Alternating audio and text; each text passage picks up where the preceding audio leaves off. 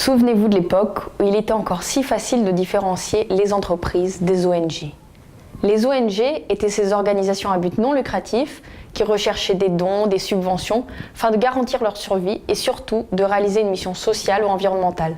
D'un autre côté, les entreprises étaient des organisations cherchant généralement le profit en commercialisant des produits ou des services.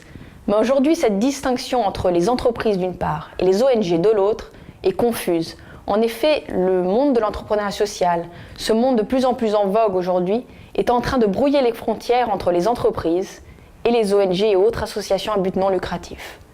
Les entreprises sociales, que sont-elles ? En fait, ce sont des organisations qu'on dit hybrides car elles ont un double objectif à la fois économique et social.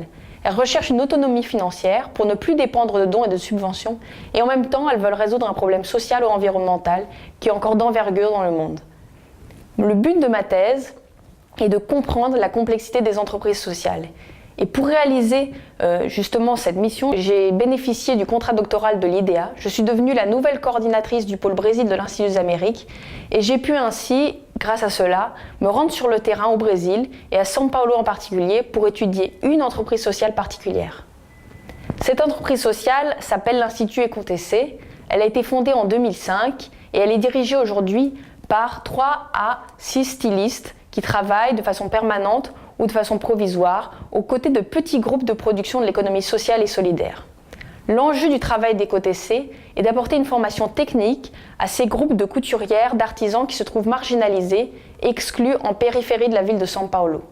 Tout l'enjeu est d'aider ces petits groupes à trouver des débouchés pour leurs produits et de leur faire participer à des chaînes de valeur de grandes marques de la mode brésilienne. Ainsi, par toute cette action, les entrepreneurs sociaux cherchent justement à garantir des revenus pour l'organisation, mais aussi à créer un véritable impact social sur le terrain. Tout l'enjeu de ma thèse est d'étudier le comportement des entrepreneurs sociaux, mais surtout de voir en recueillant leurs discours, en étudiant leurs pratiques, en quoi leurs actes peuvent parfois contredire leurs paroles.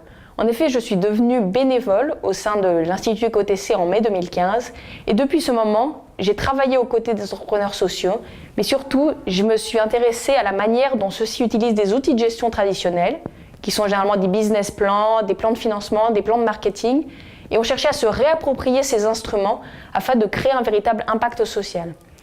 Toute la question que je cherche en fait à étudier tout au long de ma thèse est la suivante. Est-ce que les entrepreneurs sociaux sont de nouveaux managers du social ? Est-ce que leur organisation est complètement colonisée par le management ? Ou sont-ils en fait des entrepreneurs différents qui, au sein de cette organisation hybride, cherchent à générer de nouvelles pratiques innovantes ?